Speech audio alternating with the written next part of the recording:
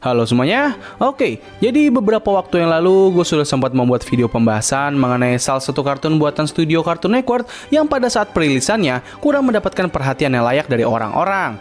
Yes, kartun yang gue maksud adalah Clarence. Nah, setelah video itu dibuat, gue pun langsung membuat polling di kolom komunitas YouTube untuk menentukan kartun manakah yang memiliki nasib yang sama seperti Clarence yang akan gue jadikan pembahasan berikutnya.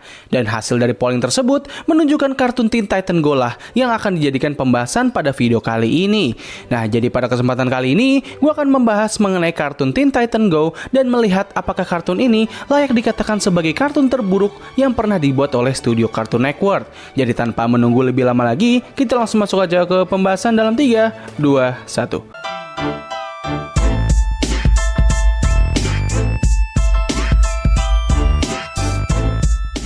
Teen Titan Go merupakan serial kartun yang dibuat oleh Michael Zelenick dan juga Aaron Horvath di studio Cartoon Network. Kartun ini sendiri merupakan adaptasi dari salah satu komik terkenal dari DC Comics yang berjudul Teen Titan. Kartun ini pertama kali rilis pada tanggal 23 April tahun 2023 dan sampai saat ini Teen Titan Go masih terus memproduksi episode terbarunya. Nah, pada saat kartun ini pertama kali muncul, banyak orang menjadi sangat kesal dan kecewa dengan kartun ini. Bahkan saking parahnya, banyak orang yang menganggap bahwa ini merupakan kartun terburuk yang pernah dibuat oleh Cartoon Network. Nah, kenapa hal ini bisa terjadi? Well, faktor utama yang memicu kemarahan orang-orang terhadap kartun ini adalah karena Cartoon Network lebih memilih untuk memproduksi kartun ini ketimbang melanjutkan Teen Titan versi lawas. Nah, buat kalian yang belum tahu, sebelum Teen Titan Go rilis, dulunya Cartoon Network pernah membuat kartun yang serupa, namun dengan nuansa yang lebih gelap dan juga cerita yang lebih serius. Teen Titan Original bisa dibilang merupakan salah satu kartun dengan genre superhero yang paling berpengaruh dalam perkembangan studio Cartoon Network setelah Batman Animated Series. Kartun ini menghadirkan sebuah gaya animasi yang mencampurkan unsur kartun barat dengan visual ala anime tahun 90-an. Hal ini pun membuat kartun Teen Titan Original terkadang memiliki nuansa yang menghibur dan penuh dengan candaan, namun di sisi lain, mereka juga dapat menghadirkan sebuah cerita yang sangat serius, sangat berat, dan tentunya sangat gelap. Nah, dikarenakan hal inilah, kartun Teen Titan Original memiliki penikmat atau fans yang sangat banyak. Bisa dibilang, ini merupakan salah satu kartun terbesar di era tahun 2000-an bagi studio Cartoon Network. Nah, tapi sayangnya, serial kartun ini terpaksa harus tamat pada tahun 2006 dengan ending yang cukup menggantung.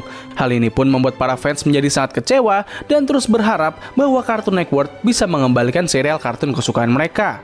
Nah, setelah beberapa tahun berselang sejak serial itu tamat, Cartoon Network akhirnya memberikan pengumuman pada tahun 2012 bahwa mereka akan mengembalikan serial Teen Titans dengan nuansa yang lebih baru. Awalnya berita ini disambut dengan sangat positif dan para fans sangat menantikan serial baru ini.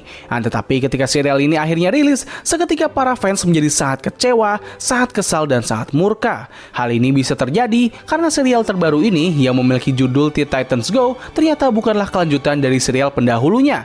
Ini merupakan sebuah serial baru yang mengambil sedikit konsep dari serial lama namun menghilangkan berbagai aspek yang dimiliki dan disukai dari serial Teen Titan original.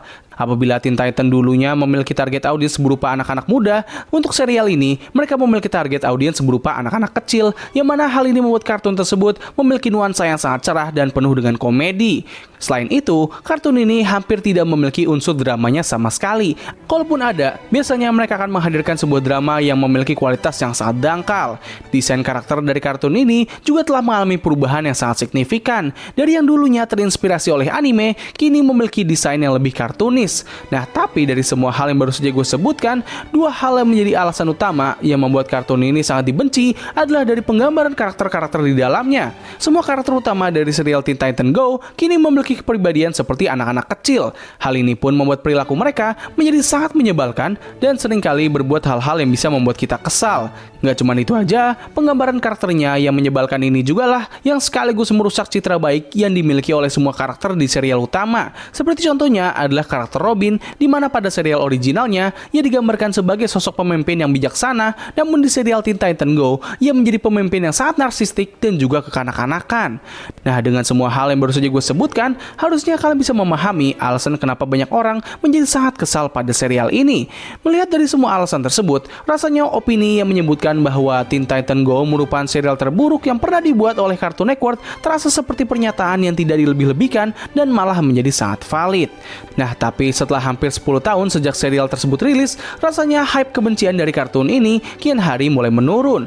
Bahkan pada saat video ini dibuat saja, gue sudah tidak menemukan adanya pernyataan dari orang-orang yang menyebutkan kalau ini merupakan kartun yang buruk. Malahan salah satu YouTuber yang dulunya membenci kartun ini, yaitu Cyberspark, sempat membuat sebuah video yang menyatakan bahwa sepertinya orang-orang terlalu membenci kartun ini.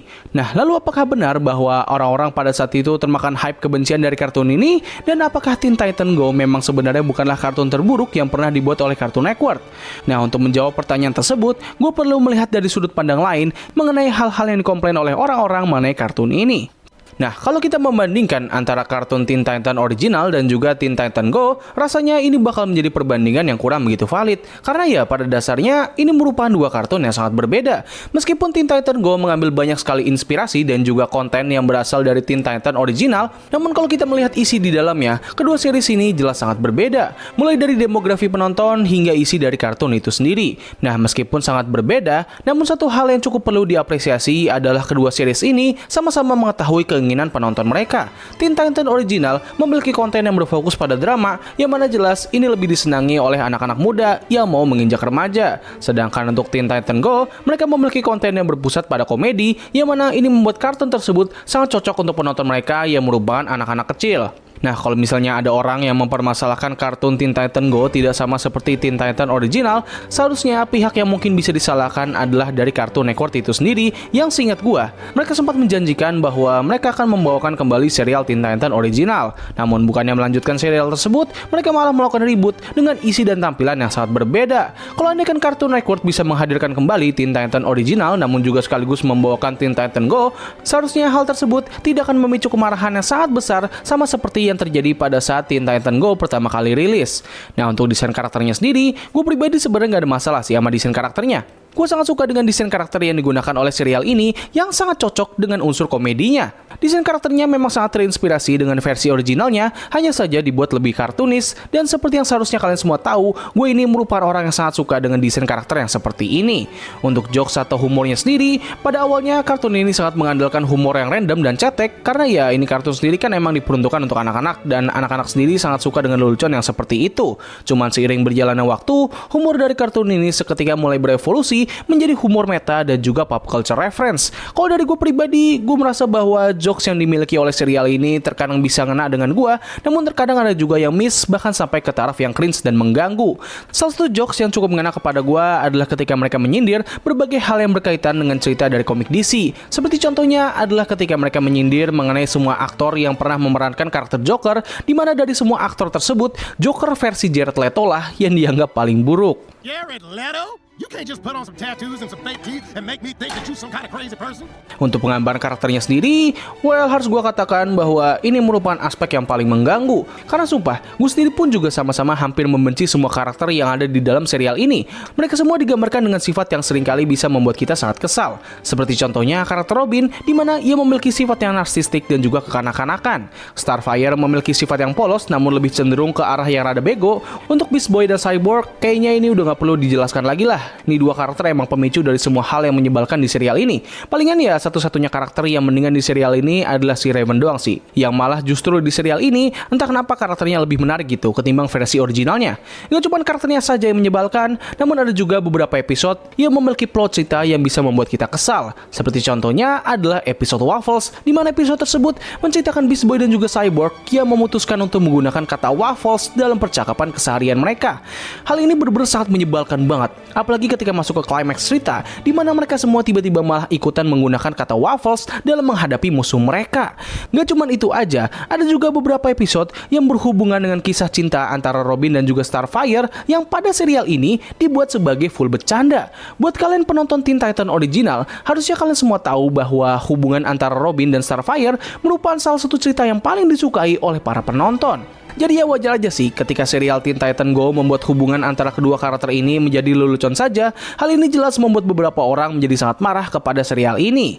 Nah, tapi meskipun serial ini menggambarkan hubungan antara Starfire dan Robin dengan sangat buruk, tetapi ketika mereka menggambarkan hubungan antara Beast Boy dan juga Raven, sumpah gue entah kenapa senang banget gitu ketika mereka menceritakan hubungan antara kedua karakter ini. Hubungan antara Beast Boy dan Raven pada serial ini bener-bener manis banget, menggemaskan dan juga entertaining. Ya memang penggambaran hubungan mereka bukanlah hal yang luar biasa, tapi tetap aja sih buat orang-orang yang suka dengan berbagi kisah percintaan, apalagi kisah cinta yang cetek dan gak kompleks, kalian pasti bakal menemukan hal yang menghibur dari hubungan antara mereka berdua. Nah, sebelum masuk ke kesimpulan, ada satu hal lagi yang mungkin bisa menjadi permasalahan buat beberapa orang mengenai keberadaan dari kartun ini. Isu yang gue maksud adalah efek kesuksesan dari serial Teen Titan Go membuat Cartoon Network kini lebih suka melakukan reboot terhadap IP lama mereka, hanya saja mereka merubahnya menjadi kartun untuk anak-anak kecil. Beberapa contoh diantaranya adalah Ben 10, Powerpuff Girl, Scooby-Doo, dan yang paling terbaru adalah We Baby Bear. Gue pribadi sebenarnya cukup mengerti dan juga mempermasalahkan hal ini, karena ya gue merasa agak aneh aja gitu. Kebanyakan kartun yang di-reboot ini merupakan kartun-kartun yang dulunya terkenal cukup mature dan disenangi oleh anak-anak muda. Tapi ketika di-reboot, mereka malah merubahnya menjadi acara untuk anak-anak kecil. Seharusnya dengan bertambahnya waktu, para penonton lama jadi semakin dewasa dan series tersebut seharusnya juga bisa dong memberikan konten yang sesuai dengan audiens mereka. Ya ambil contohnya Adventure Time dan juga Regular Show dah, yang sekarang mereka telah berkembang menjadi kartun Close Enough dan juga Fiona and Cake, yang mana kedua kartun ini sama-sama diperuntukkan untuk menonton yang lebih dewasa. Gue jujur agak heran aja sih dengan fenomena ini. Apakah kartun yang memiliki penonton anak-anak kecil jauh lebih menghasilkan cuan yang lebih banyak, atau mereka berusaha menggapai penonton baru, namun kenapa yang mereka berusaha gapai adalah anak-anak kecil? Pertanyaan ini sebenarnya sudah terbenak di kepala gue sejak lama, dan gue terus berusaha untuk mencari jawaban pastinya. Kalau misalnya kalian tertarik dengan topik barusan, kalian bisa komen aja di bawah, mungkin di lain waktu gue bisa membuatkan video khususnya. Nah, jadi berdasarkan apa saja yang baru saja dijabarkan, gue bisa menyimpulkan bahwa Teen Titan Go bukanlah kartun terburuk yang pernah dibuat oleh Cartoon Network. Kartun ini memang masih memiliki banyak sekali isu yang cukup layak untuk dipermasalahkan oleh orang-orang. Mulai dari karakternya yang menyebalkan, plot ceritanya yang sangat dangkal, hingga terdapat beberapa cerita yang terkesan merendahkan hal-hal yang ada di serial pendahulunya. Nah, walaupun dengan semua permasalahan tersebut, kartun ini masih tetap tidak layak untuk dikatakan sebagai kartun terburuk. Masih banyak kartun di luar sana yang memiliki kualitas yang lebih buruk, dan juga serial ini setidaknya masih memiliki beberapa hal positif di dalamnya. Mulai dari humornya yang lumayan lucu, hingga desain karakternya yang sangat pas dengan nuansa dari kartun ini. Meskipun gue sudah bisa melihat sisi lain dari kartun ini, namun gue masih tidak bisa menganggap bahwa ini merupakan kartun yang bagus dan kesukaan gue. Malahan kalau harus dibandingkan dengan kartun Clarence, gue justru malah lebih suka dengan kartun tersebut. Tapi ya nggak apa-apa lah, namanya juga selera, kita sendiri pasti punya preferensi masing-masing. Kalau kalian lebih suka dengan kartun Teen Titan Go ketimbang kartun yang lain, well it's okay, itu selera kalian. Kita harus saling menghormati selera masing-masing selama itu tidak menyimpang saja. Kecuali buat kalian yang suka dengan kartun Velma, please, siapapun yang suka dengan kartun itu, mohon berobat gitu ke psikiater ataupun masuk rumah sakit jiwa aja. So, mungkin itu saja sih yang bisa gue bahas pada video kali ini. Tulis pendapat kalian mengenai kartun Teen Titan Go di kolom komentar di bawah. Apakah kalian tetap menganggap bahwa ini merupakan kartun yang buruk atau ini merupakan kartun yang biasa saja? Tulis pendapat kalian. Jadi, terima kasih atas waktu yang telah kalian luangkan untuk menonton video gue. Gue undur diri, sampai ketemu lagi di video selanjutnya. Bye!